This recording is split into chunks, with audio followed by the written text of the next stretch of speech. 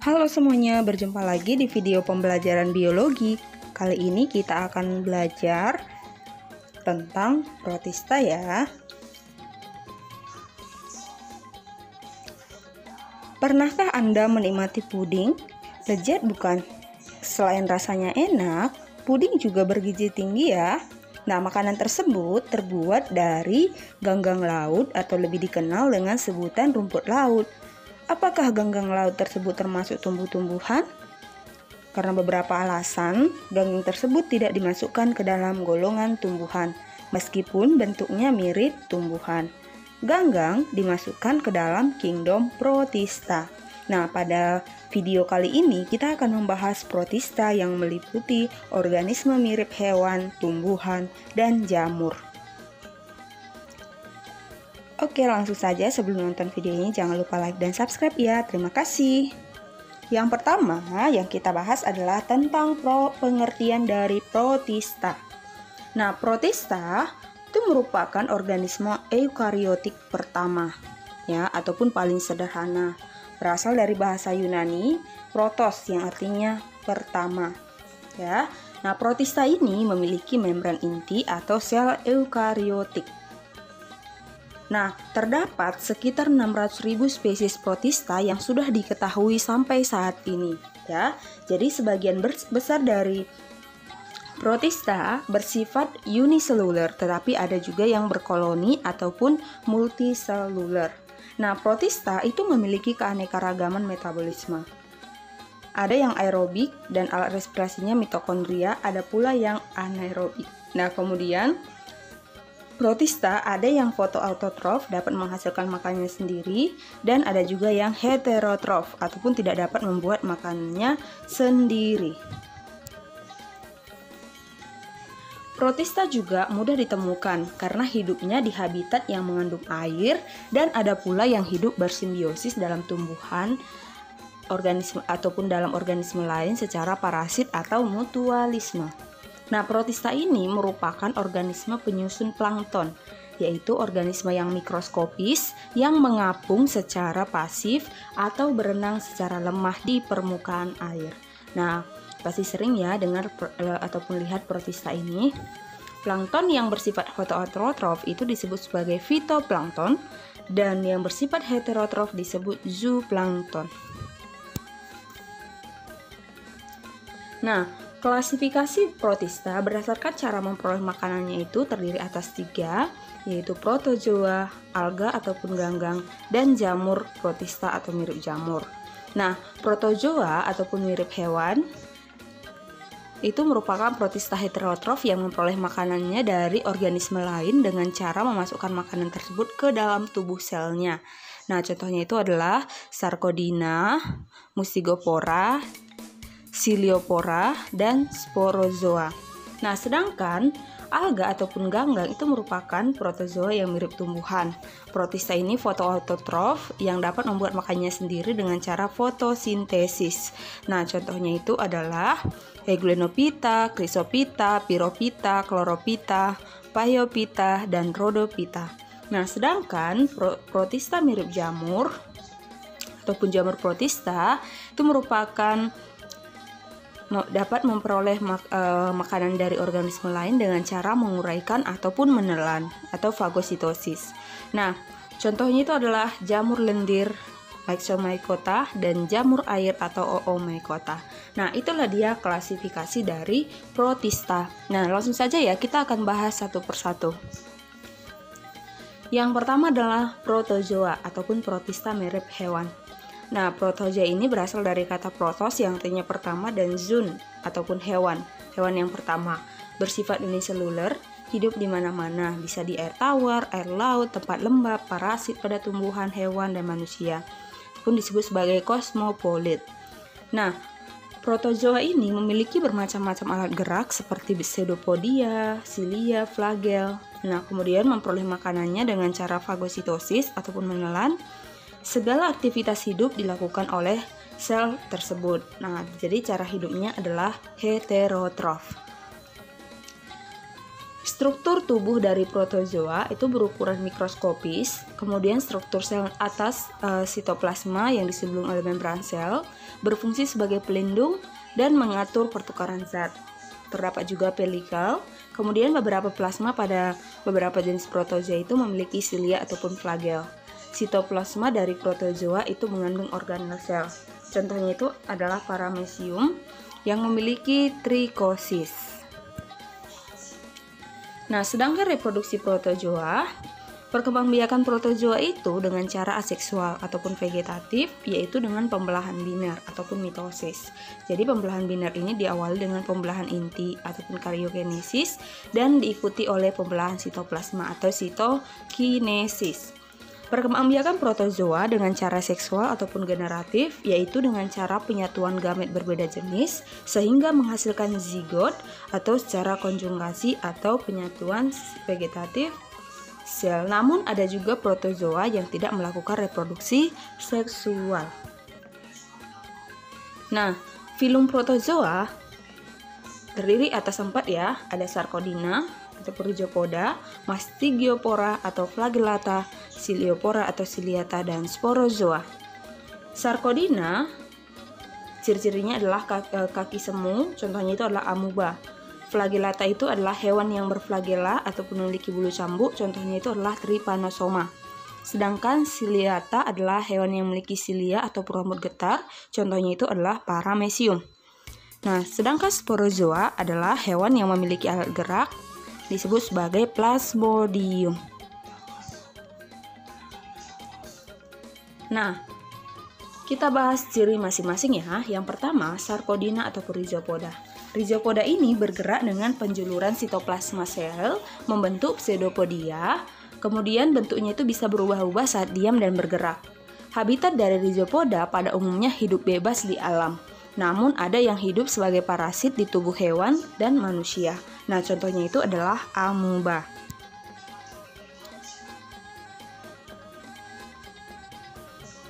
Berikut adalah contoh-contoh dari Sarcodina ataupun Rhizopoda ya. Ada Entamoeba coli, itu membantu pembusukan sisa-sisa makanan dalam pembentukan vitamin K. Kemudian ada pula Entamoeba gingivalis, itu merusak gigi dan gusi. Ada juga Radiolaria, digunakan sebagai bahan alat penggosok dan bahan peledak. Ada juga Foraminifera, itu merupakan kerangka tubuh dari zat kersik dan zat kapur, membentuk endapan, dan sebagai petunjuk adanya minyak bumi dan sejarah bumi. Nah, berikut adalah contoh dari amuba dan bagian-bagian dari organel selnya ya.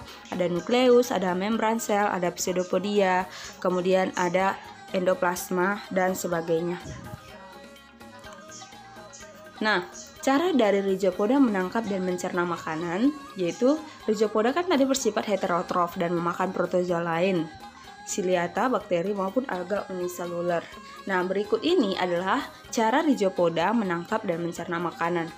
Yang pertama, Rhizopoda itu mendekati sumber makanan terlebih dahulu ya dengan cara menjulurkan kaki semunya.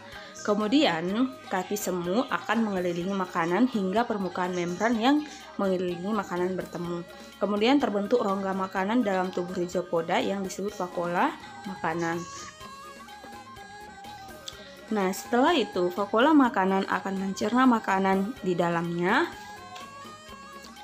Kemudian sari makanan akan masuk ke sitoplasma secara difusi, sedangkan sisa makanan yang tak tercerna dan berbentuk padat tetap berada dalam vakuola.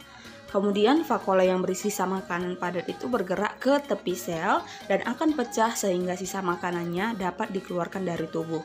Nah, sementara makanan yang berbentuk cair tadi itu diatur oleh vakuola kontraktil dengan cara berdenyut untuk mengumpat cairan keluar dari sel.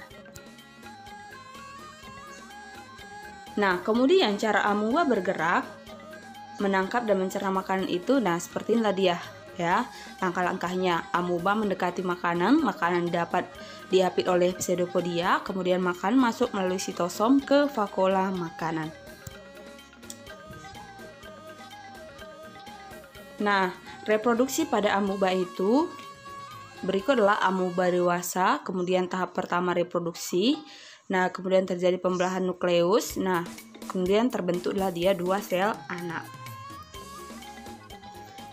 Ini adalah contoh-contoh dari Sarcodina ataupun Rhizopoda. Oke, tadi kita sudah membahas bagian yang pertama Sarcodina. Sekarang masuk kita klasifikasi yang kedua adalah Mastiogopora ataupun Flagellata.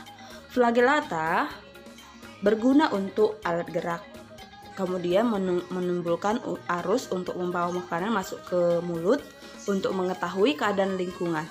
Nah, kemudian Flagellata terdiri atas Flagellata tidak berklorofil, contohnya itu adalah Zooflagellata.